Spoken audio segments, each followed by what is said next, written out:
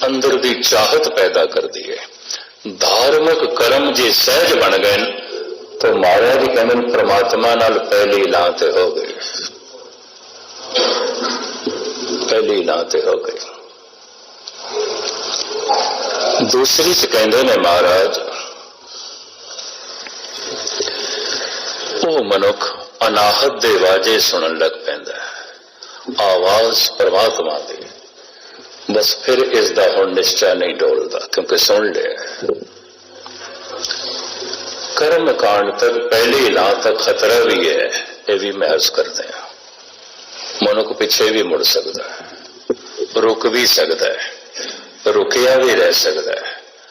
लां दूजी हो गई, हुण रुकेगा नहीं क्योंकि इन्हें अनाहद नाद सुन लिया है। अनाहद नाद परमात्मा की आवाज है, अनहद बाणी नाद वजाया, चेत अचेत मूड मन मेरे बाजे अनहद बाजा।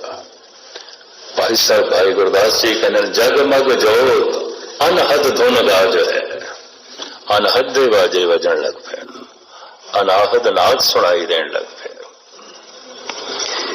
ये मनुख पीछे नहीं मुड़ सकता क्योंकि इसने सुन लिया है।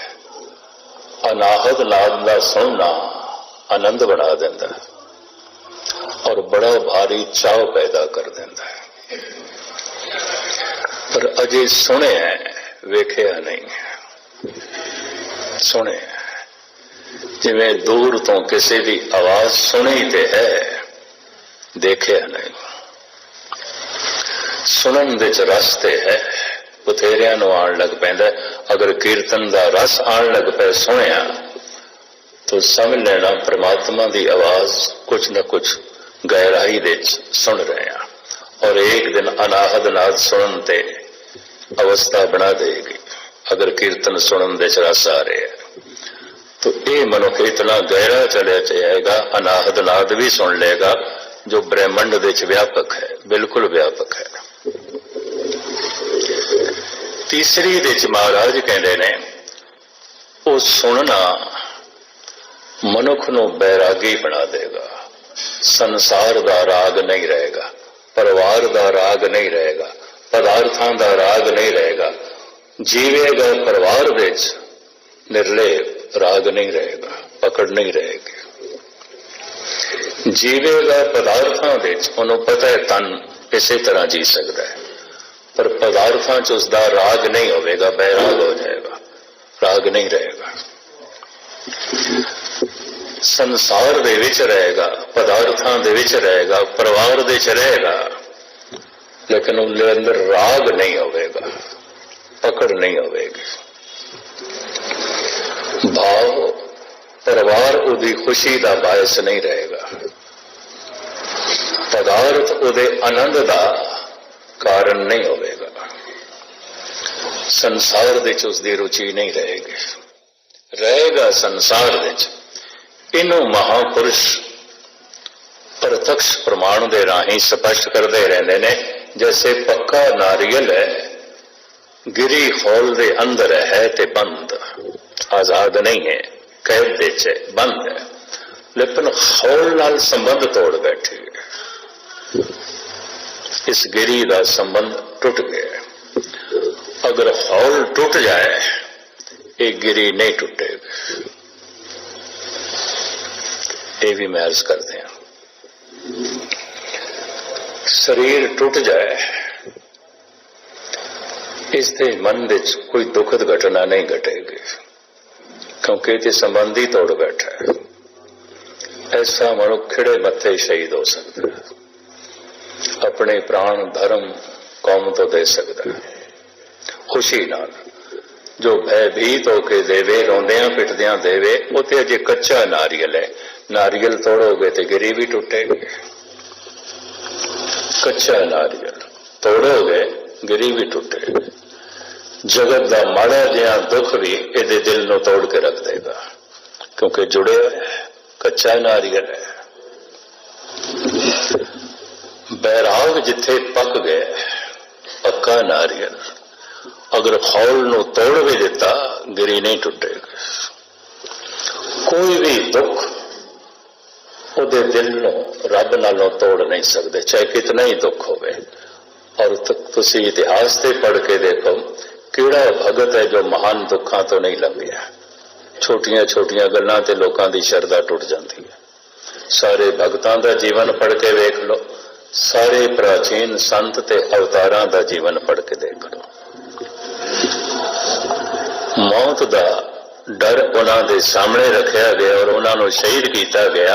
हसदे ही रहे, हसदे ही रहे। मन ना डिगे तन काहे को डरा, चरण कमल चित रहे उस समान। भगत कबीर कहने कि मैनू मौत दा डर देंदे हो तुसी, मैं ना मरूं मर वो संसारा।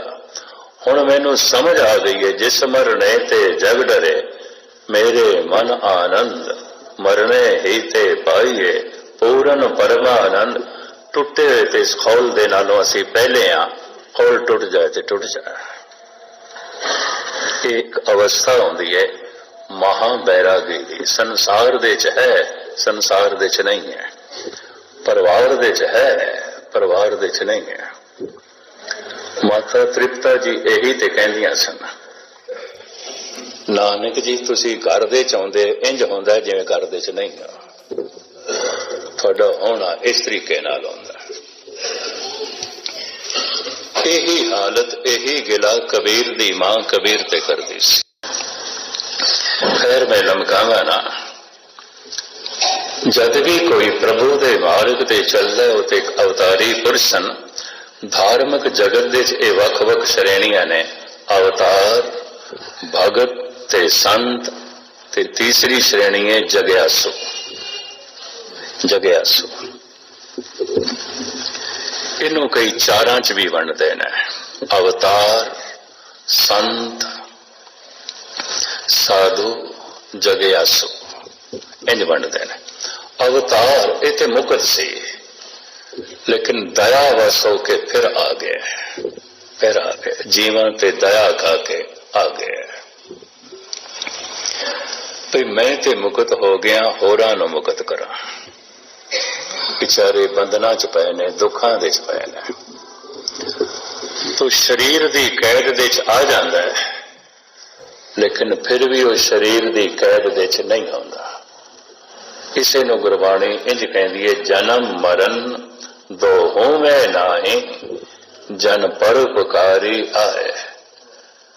देश विदेश का भ्रमण करदे होया मैनू कई जेलों दे च भी कथा करनी पैंदी है। कनेडा दे वैनकूवर दे अंदर सेंट्रल जेल दे मेरा कई दफा जाना होया। इंदौर दे मैं हर साल अप्रैल दे महीने जेल दे 2 दिन कथा करदा, नाल एक दो रागी सिंह भी जाते ने। अद की बेंगलोर दी जेल दे बहुत वड्डी जेल सी, मैं छोटियां छोटियां जेलां देखियां सन, पर बहुत वड्डी जेल सी। 4000 दे करीब कैदी सन। और मैं हैरान, पहले एक दरवाजे तो लंघे, उन्होंने 4 ताले लगे, फिर दूसरे दरवाजे तो लंघे, उन्होंने ताले लगे, फिर तीसरा बहुत बड़ा कोट अंदर मैदान सी जिथे सारे कैदियों ने बिठाया सी कथा सुनने वास्ते। उत्थे भी गेट। कर्नाटक तमिलनाडु के जो बहुत खतरनाक कैदी सन सारे उत्थे। 40-50 बीबियां सन, बाकी सारे पुरुष सन। जेलर रब्बी खेड़ सिंह सी। हुण उहदा ऑफिस भी अंदर सी जिथे वो काम करता सी। कुछ कैदी जेल दे बाहर बगीचे च काम कर रहे सन। उत्थों मैनू ख्याल मिलिया, ये जेलर, ये जेल सुपरिटेंडेंट भावें जेल दे अंदर है तां भी कैदी नहीं, और ये कैदी भावें विचारे बाहर ने तां भी कैदी ने, तां भी कैदी ने। भावें जेल दे बाहर काम पे कर देन तां भी कैदी ने, वो भावें जेल दे अंदर काम कर रहे हैं तां भी कैदी नहीं है। जन्म मरण दो हो में नाई, भावें जन्म दे च भी ने, मरण दे च भी ने, शरीर का खात्मा भी होगा, फिर भी जन्म मरण दो हो में नाई, जन परोपकारी आए। सिर्फ परोपकार की खातर आ गए। आप मुकत करे संसार, दूजियां नूं मुकत करन लई आ गए। ये अवतार कहलांदे ने। जप जप के साधना कर करके जो मुकत हो गया है इस जीवन दे वो संत कहलांदा है।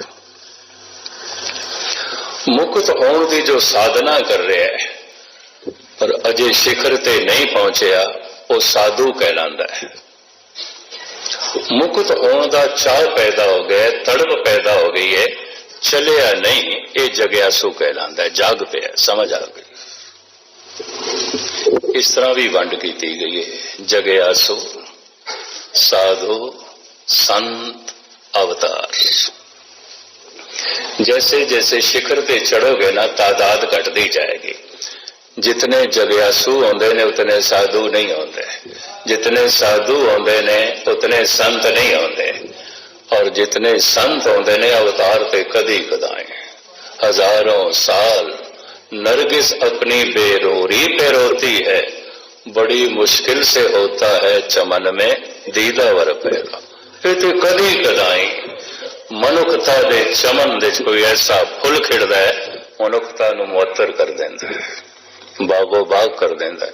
ये तो बहुत लंबी उड़ीक करनी पैंदी। हजारों साल नरगिस अपनी बेनूरी पे रोती है, बड़ी मुश्किल से होता है चमन में दीदावर पैदा।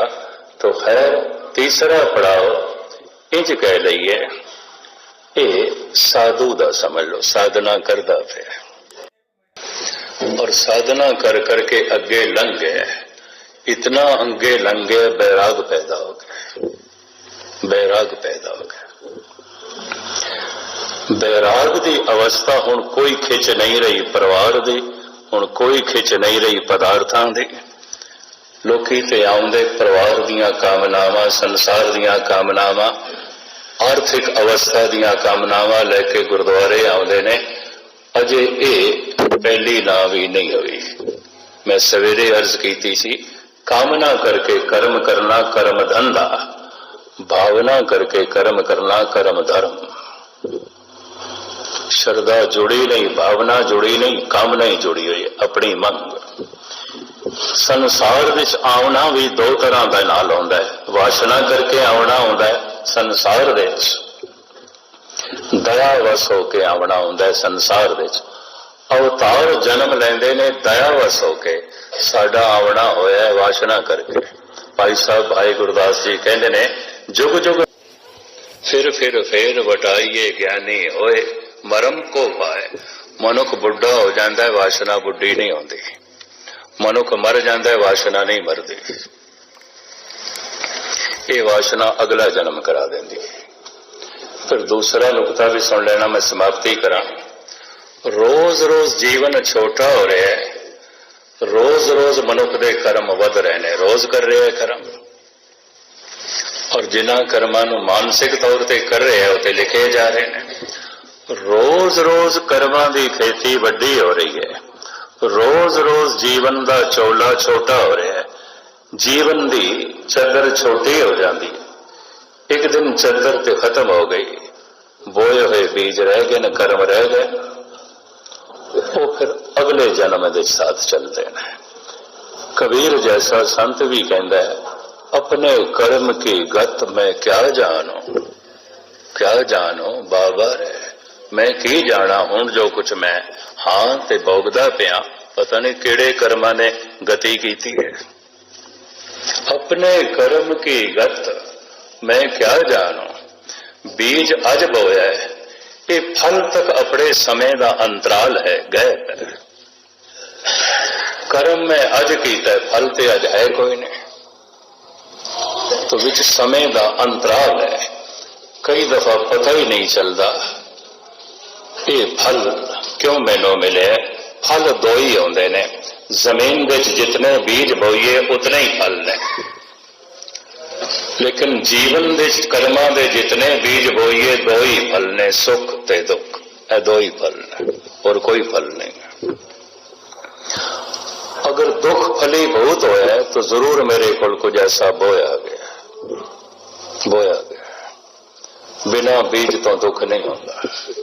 अगर सुख है तो बिना बीज तो नहीं होता, पर दुख है बंदा कहते अज तो मैं कुछ किया नहीं, साल भर 6 महीने तो मैं कुछ किया नहीं, की पता उस तो पहले किया हो, अपने कर्म की गत मैं क्या जानू। ऐसा नहीं कि तू बोया नहीं तो पैदा हो गया, नहीं, ये आप बीज आप ही का है, तू जरूर बीजे, जरूर बीजे। जे हा बीजे सो लोणे कर्मा संदड़ा खेत।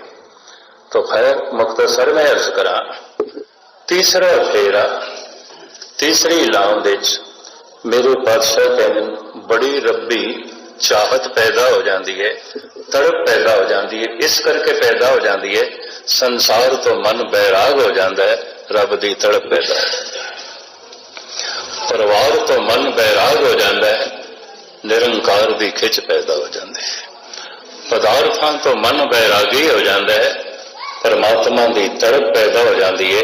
वो चाओ जिहड़ा है मनुख दे मन नूं बैरागी कर देंदा है। हर तीजड़ी लाओ मन चाओ बया, बैरागिया बलराम जियो, संत जना हर मेल हर पाया, वड भागिया बलराम जियो। ये वड्डियां भागां दी पहचान कि सतसंग दा मिलाप हो गया। प्रभु दे गीत सुनदे सुनदे, उस्तति सुनदे सुनदे